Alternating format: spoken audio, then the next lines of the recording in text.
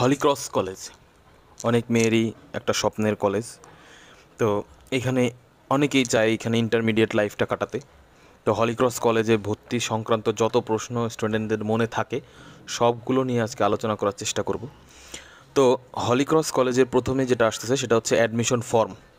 Admission form সম্পর্কে জানতে হলে আগে জানতে হবে অ্যাডমিশন ফর্ম তুলতে গেলে আমার কী যোগ্যতার প্রয়োজন আছে। তো অ্যাডমিশন ফর্ম তুলতে গেলে যোগ্যতা যদি বলি তাহলে সায়েন্সের থেকে জিপিএ 5 পাইতে হবে, এমনকি তার হায়ার ম্যাথ এবং বায়োলজি দুইটাই থাকতে হবে, না হলে পরে অ্যাডমিশন ফর্ম সে তুলতে পারবে না। আর আর্টস আর কমার্সের ক্ষেত্রে 4.50 বা তার উপরে থাকতে হবে।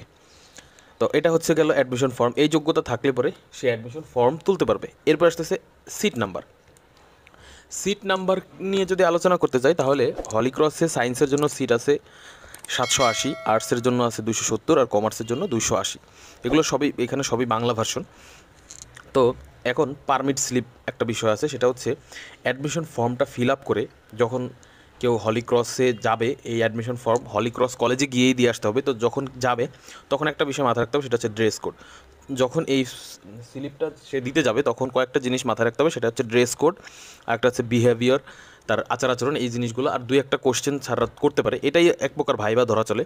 তো এখন কথা হচ্ছে যে রিটেন এক্সামের পরে কি তাহলে কোনো ভাইবা হবে কি না? না, কোনো ভাইবা হবে না, রিটেন এক্সামের পরে ভাইবা হবে না। তো আর আরেকটা বিষয় হচ্ছে রিটেন এক্সামে কোনো ক্যালকুলেটর অ্যালাউ নাই, মানে ক্যালকুলেটর ছাড়াই সব ধরনের পরীক্ষা, মানে পুরো পরীক্ষাটা ক্যালকুলেটর ছাড়াই দিতে হবে। তো এখন পারমিট স্লিপটা কি? এই পারমিট স্লিপ যখন এই জমা দিতে যাবে তখন এই অ্যাডমিশন ফর্মের নিচে একটা নাম্বার দিয়ে দিবে, ওইখান থেকে ছিঁড়ে একটা নাম্বার লিখে দিবে। এই নাম্বারটাই হচ্ছে কি তার পারমিট স্লিপ। এটা নিয়েই পরবর্তীতে যত ধরনের কার্যক্রম আছে পরীক্ষার, রিটেন পরীক্ষা সহ যত ধরনের কার্যক্রম আছে সবগুলো এটা দিয়েই তাকে সম্পন্ন করতে হবে। তাই এটা খুবই গুরুত্বপূর্ণ। এরপর আসতেছে হচ্ছে রিটেন এক্সাম কীভাবে হয়। রিটেন এক্সাম দুইটা ফর্মেটে হইতে পারে। আসলে কীভাবে হবে এটা পরীক্ষার হলে যাওয়ার আগ পর্যন্ত বোঝা যাবে না। তো বেশিরভাগ ক্ষেত্রে এমসিকিউ অথবা শর্ট কোশ্চেন হয়। এমসিকিউ হলে 60 থেকে 70টা এমসিকিউ হয়, আর শর্ট কোশ্চেন হলে 2 মার্ক বা 3 মার্কের শর্ট কোশ্চেন হয়। তো এইখানে নেগেটিভ মার্কিং আছে কি না? নেগেটিভ মার্কিং নাও থাকতে পারে। যদি না থাকে এটা বলে দিবে, না থাকলে এখানে সর্বোচ্চ সংখ্যক দাগায় আসার চেষ্টা করতে হবে। আর যদি থাকে তাহলে সেই ক্ষেত্রে একটু ট্রিক্স অবলম্বন করে সেইভাবে দাগাইতে হবে। তো এখন এরপর আসছে সাবজেক্টের বিষয়টা খেয়াল করলে পরে দেখব যে সাবজেক্ট কী সাবজেক্ট রিটেন পরীক্ষায় থাকবে। সায়েন্স থেকে যারা পরীক্ষা দিবে, সায়েন্স আর্টস কমার্স সকলের জন্য বাংলা ইংরেজি আইসিটি এই 3টা সাবজেক্ট কমন থাকবেই।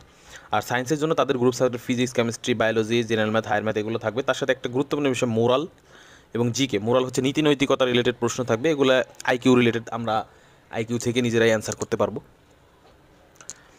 আর আর্টসের জন্য সেই 3টা সাবজেক্ট কমন থাকবে, তাদের group subject general math GK এবং মোরালস এগুলো থাকবে। কমার্সের ক্ষেত্রেও সেইভাবে তাদের গ্রুপ সাবজেক্টগুলো থাকবে। এই হচ্ছে গেল সাবজেক্ট।